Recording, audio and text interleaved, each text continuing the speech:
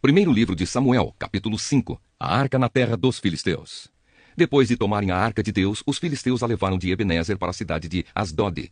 Eles a colocaram no templo do seu deus Dagom, perto da sua imagem.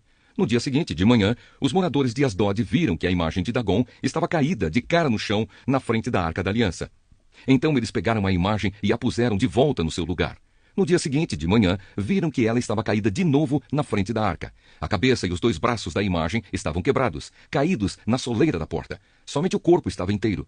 É por isso que até hoje os sacerdotes de Dagom e todos os que o adoram em Asdod não pisam naquele lugar. E o Senhor Deus castigou duramente o povo de Asdod. Fez com que todo o povo dali e da vizinhança ficasse cheio de tumores. Quando eles viram isso, disseram: "O Deus de Israel está castigando a nós e ao nosso Deus Dagom. Não podemos mais deixar que a arca do Deus de Israel fique aqui." Então mandaram que alguns mensageiros fossem chamar todos os 5 governadores filisteus e lhes perguntaram: "Que vamos fazer com a arca do Deus de Israel?"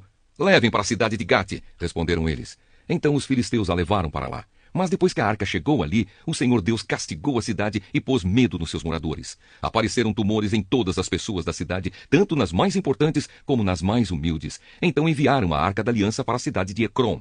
Quando a arca chegou lá, o povo começou a gritar: "Trouxeram a arca do Deus de Israel para cá! Eles querem acabar com a gente!" Então mandaram que alguns mensageiros dissessem a todos os governadores filisteus: "Mandem a arca do Deus de Israel de volta ao seu lugar, para que ela não mate a nós e as nossas famílias."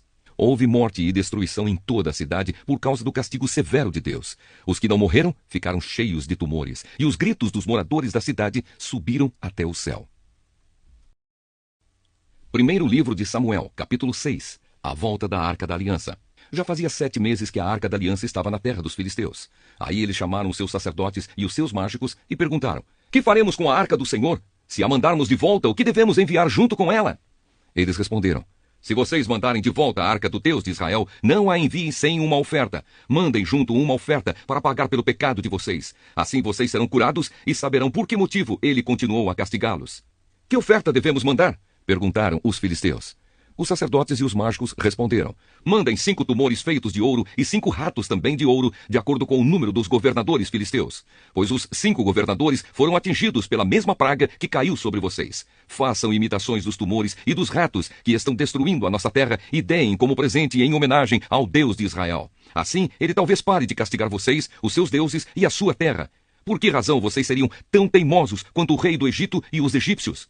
Não esqueçam que Deus zombou deles até que eles deixaram os israelitas saírem do Egito. Façam o seguinte: arranjem 2 vacas que ainda não puxaram carroça e amarrem as 2 a uma carroça nova. Depois toquem os bezerros delas para o curral. Então peguem a arca do Senhor Deus e a coloquem na carroça. Ponham também numa caixa ao lado da arca as imitações de ouro que vocês vão mandar ao Deus de Israel como ofertas para pagamento pelos seus pecados. Aí toquem as vacas para frente e deixem que elas vão para onde quiserem. E prestem atenção: se a carroça for na direção da cidade de Bet-Semes, isso quer dizer que foi o Deus dos israelitas que nos mandou este grande mal. Mas se isso não acontecer, então quer dizer que não foi ele quem mandou essa praga, e sim que ela veio por acaso." E os filisteus fizeram o que os seus sacerdotes e mágicos haviam dito. Pegaram 2 vacas e as amarraram à carroça e prenderam os bezerros no curral. Depois puseram a arca do Senhor Deus na carroça, junto com a caixa onde estavam os ratos e os tumores de ouro.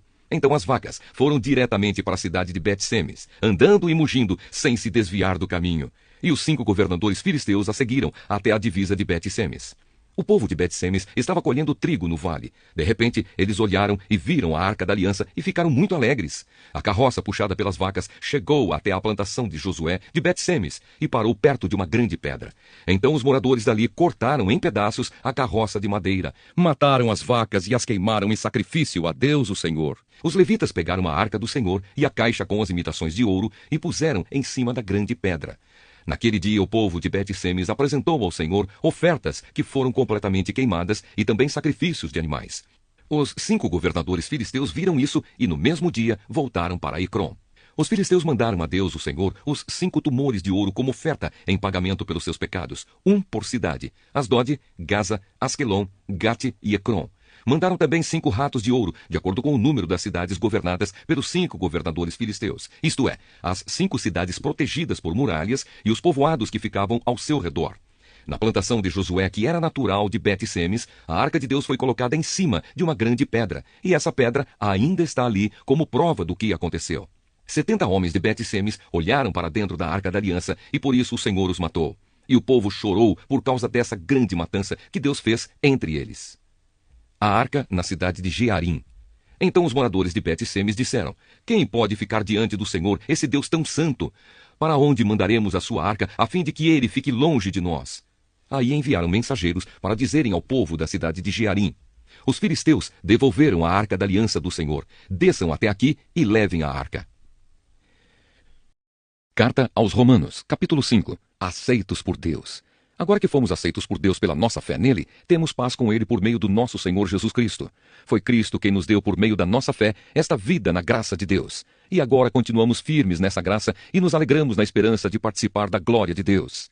E também nos alegramos nos sofrimentos, pois sabemos que os sofrimentos produzem a paciência. A paciência traz a aprovação de Deus, e essa aprovação cria a esperança. Essa esperança não nos deixa decepcionados, pois Deus derramou o seu amor no nosso coração por meio do Espírito Santo que ele nos deu. De fato, quando não tínhamos força espiritual, Cristo morreu pelos maus, no tempo escolhido por Deus. Dificilmente alguém aceitaria morrer por uma pessoa que obedecesse às leis. Pode ser que alguém tenha coragem para morrer por uma pessoa boa, mas Deus nos mostrou o quanto nos ama. Cristo morreu por nós quando ainda vivíamos no pecado. E agora que fomos aceitos por Deus por meio da morte de Cristo na cruz, é mais certo ainda que ficaremos livres por meio dele do castigo de Deus. Nós éramos inimigos de Deus, mas ele nos tornou seus amigos por meio da morte do seu Filho. E agora que somos amigos de Deus, é mais certo ainda que seremos salvos pela vida de Cristo. E não somente isso, mas também nós nos alegramos por causa daquilo que Deus fez por meio do nosso Senhor Jesus Cristo, que agora nos tornou amigos de Deus. Adão e Cristo. O pecado entrou no mundo por meio de um só homem, e o seu pecado trouxe consigo a morte. Como resultado, a morte se espalhou por toda a raça humana, porque todos pecaram. Antes de a lei ser dada, já existia o pecado no mundo. Porém, quando não existe lei, Deus não leva em conta o pecado. Mas desde o tempo de Adão até Moisés, a morte dominou todos os seres humanos, mesmo os que não pecaram como Adão, quando ele desobedeceu à ordem de Deus. Adão era a figura daquele que havia de vir, mas existe uma diferença entre o pecado de Adão e o presente que Deus nos dá. De fato, muitos morreram por causa do pecado de um só homem, mas a graça de Deus é muito maior, e ele dá a salvação gratuitamente a muitos, por meio da graça de um só homem, que é Jesus Cristo. E existe uma diferença entre aquilo que Deus dá e o pecado de um só homem, porque no caso do pecado, a condenação veio por causa de um só pecado. Porém, no caso da salvação, Deus perdoa os que têm cometido muitos pecados, embora não mereçam esse perdão. É verdade que, por causa de um só homem e por meio do seu pecado, a morte começou a dominar a raça humana. Mas o resultado do que foi feito por um só homem,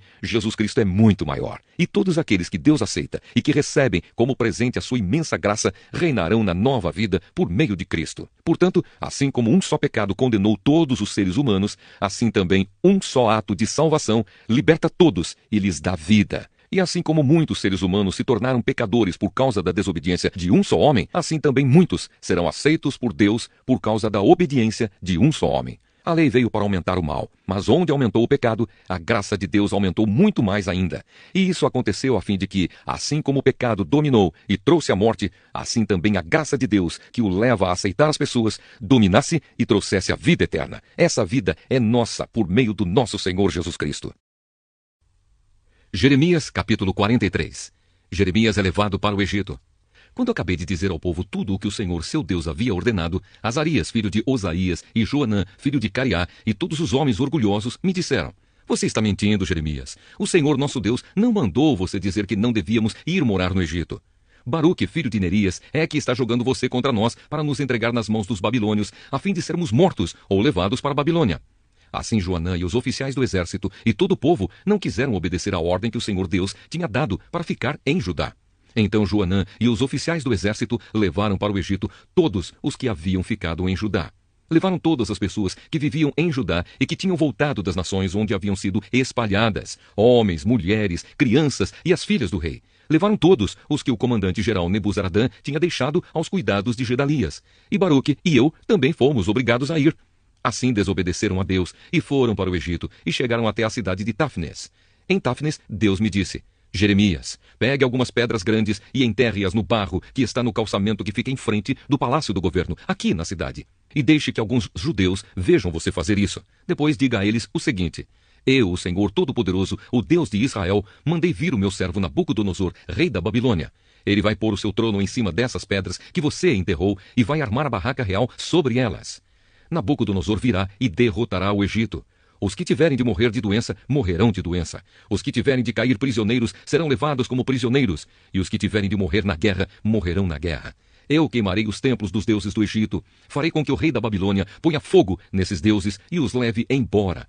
Assim como o pastor cata os piolhos das suas roupas para limpá-las, também o rei da Babilônia limpará a terra do Egito e sairá dali vitorioso. Ele destruirá os monumentos sagrados de Heliópolis, no Egito, e queimará os templos dos deuses egípcios.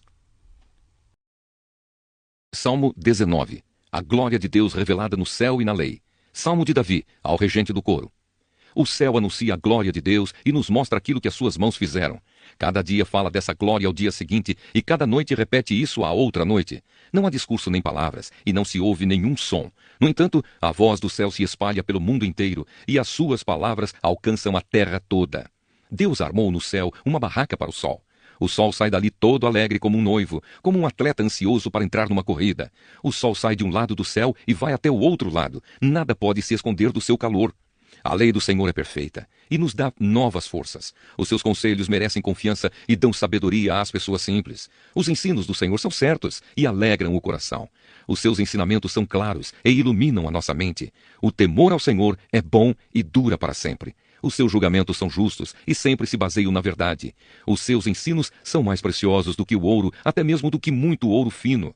São mais doces do que o mel, mais doces até do que o mel mais puro. Senhor, os teus ensinamentos dão sabedoria a mim, teu servo, e eu sou recompensado quando lhes obedeço. Quem pode ver os seus próprios erros? Purifica-me, Senhor, das faltas que cometo sem perceber. Livra-me também dos pecados que cometo por vontade própria. Não permitas que eles me dominem. Assim serei uma pessoa direita e ficarei livre do grave pecado da desobediência a ti. Que as minhas palavras e os meus pensamentos sejam aceitáveis a ti, ó Senhor Deus, minha rocha e meu defensor.